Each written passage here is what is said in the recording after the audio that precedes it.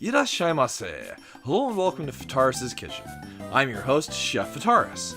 It's time once again for Shoot 'em Up Saturday, and on the menu this week we have Guardian Force, another awesome part of the Saturn Tribute Collection.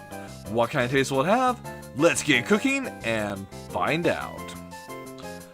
Originally from developer Success, Guardian Force released to arcades and the Sega Saturn in 1998, though unfortunately just in Japan. It was an import title up until 2021, and this release, the Cotton Saturn Tribute Collection, which is available on the PlayStation 4 and the Nintendo Switch, courtesy of developer and publisher City Connection.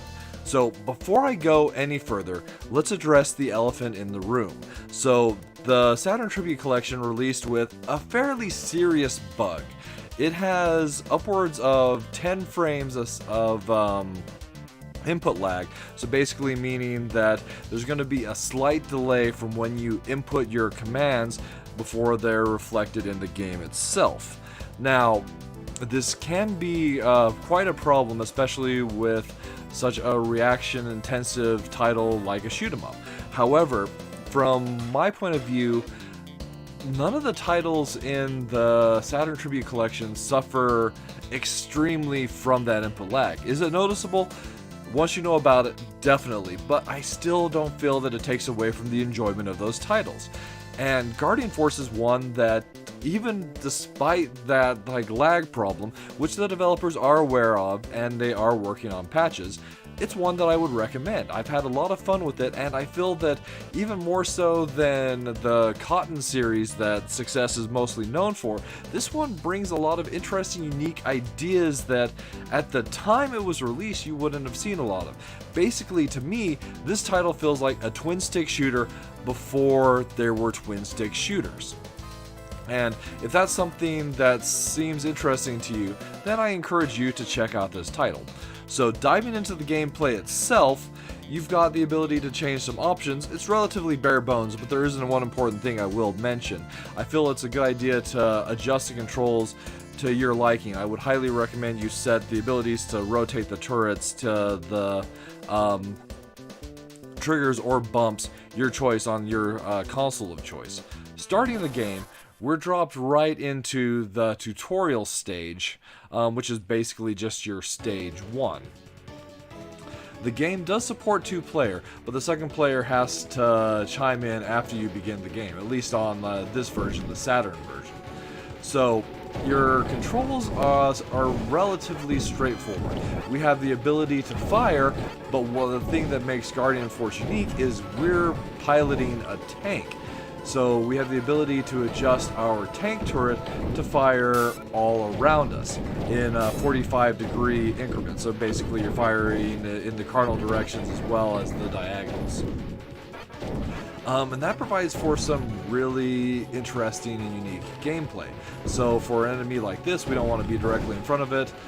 Wait, the enemy goes and targets us as well. So it just kind of brings this interesting, unique element of both scaling and a rotation on the enemy side, as well as in our own gameplay. Once again, like I said, it's something that's a bit more common today, but at the time the game released, there weren't really twin-stick shooters, or they were kind of in their infancy.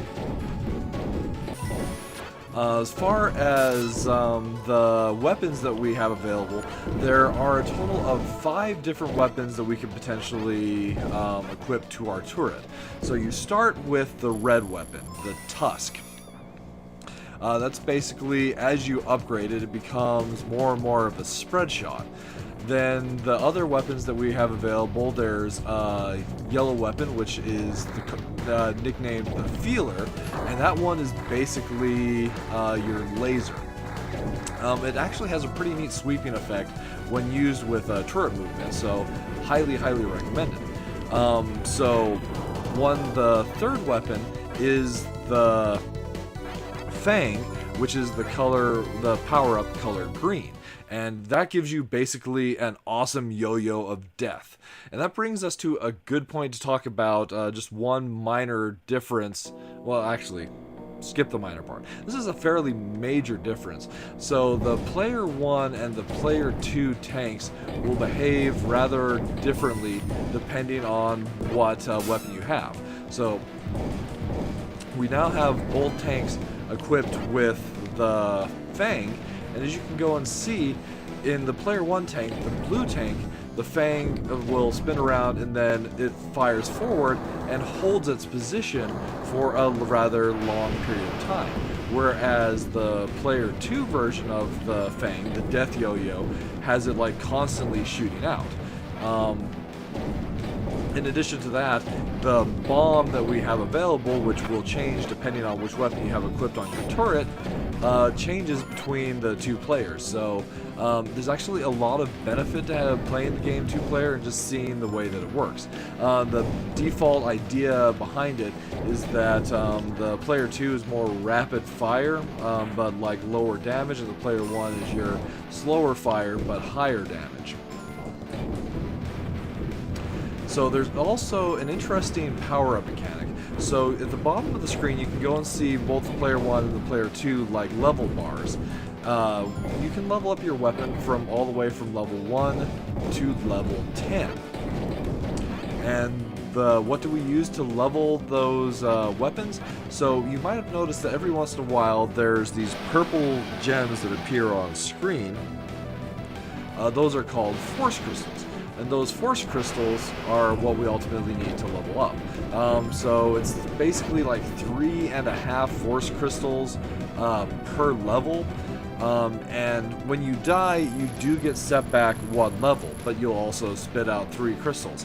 Not quite enough to get you back to exactly where you were before you died, but it does a pretty decent job. So there is one major benefit I do want to talk to you about in regards to some of the weapons. So the green weapon, as well as the purple weapon, the horn, which is an explosive bullet, will also go and clear smaller enemy bullets off of the screen, thus allowing you to have significantly greater survivability. This is important because there are some stages that I feel you have issues with. Actually, I'll switch to this blue weapon, which there are some stages where I feel it's actually quite difficult to see the enemy bullets, and actually this section kind of like fits that, where we have these like smaller little tanks zooming around firing little bullets at us, and those bullets are difficult to see, but they're still enough to take us out. So I've already talked a little bit about the purple weapon. This is the final of the 5. The blue one, this is the beak. It's basically just like some straight fire rockets. It's powerful, it does a good job of dealing damage to bosses, but I still feel the Death Yo-Yo is probably ultimately your best. But it does have a pretty neat bomb effect. That's actually one thing I do quite like. So the game itself is full of all these awesome pixel effects, both from the tanks as well as the enemies. Like this giant turret that's like following us around, just is an impressive art of, or an impressive piece of pixel art. Then blasting it with that super powerful, like Death Skull laser is just satisfying.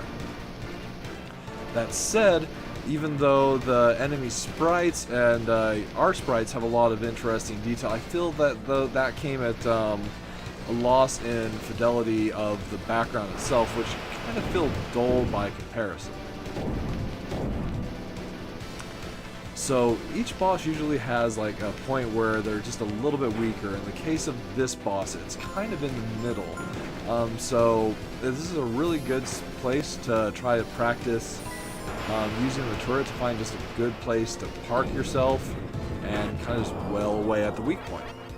Mission complete, and moving on to the next stage. And that's basically Guardian Force served up for your enjoyment. So, minus flavors, once again, the elephant in the room, the input lag bug. But I really don't feel that that's that big of a deal breaker for this particular title. I can understand if you would want to hold off on a purchase on this title until like said bug was patched, and if that's your decision, then I fully support that. Here's the feeler, the yellow laser that we haven't actually seen. It actually, as I was mentioning, does a really good job of sweeping around. You can just like have it rotate around the tank, like whee! Oh, and out of nowhere we've got the death yo-yo again. Also, this stage in particular kind of like is one that highlights a problem that I feel the game has, where it's got a little bit of a scaling issue where it almost feels like the game is expecting you to be perfect and basically be at like full power or close to it. And if you're a little bit weaker, these enemies can be a bit of a challenge. Or maybe instead of specifically looking for you to have like a certain weapon, basically it's just a little bit of a difficulty scaling where this stage things spike a little bit. And not only that, we've got brown bullets on a brown background. It just can be really easy to lose the enemy shots in what's going on. But on the plus side of things, the plus flavors, I definitely appreciate the various like pixel art and effects that are present there. The rotation, some of the nice extra effects that we see from like our tanks as well as the bosses. In the second stage, there were some like some of those like mini boss turrets. Had some extra animation where you were getting like a giant shell casing spit out, and just little like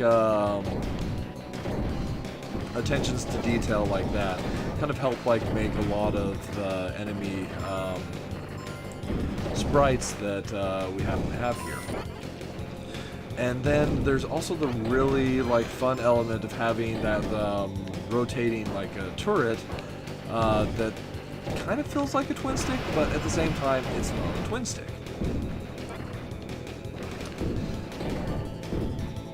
And ultimately, at the end of the day, I feel like this is a really awesome title to see get released in this tribute collection, as it's not part of the Cotton franchise. It's kind of one of those more forgotten success titles, but in a lot of ways, I definitely feel like it kind of like stands on its own as one that's well worth playing. And that's ultimately my final opinion, is that this is a shoot 'em up that I would recommend you give a try. It's definitely an enjoyable, unique entry in the awesome library of shoot 'em ups that are available for the Nintendo Switch and the PlayStation 4 these days, and I'm really happy to see it get released with this collection. Well, that'll just about wrap it up for this week's episode of Shoot 'em Up Saturday. As always, I want to thank you so much for joining us this week. I hope you have a wonderful week, and we'll see you next time.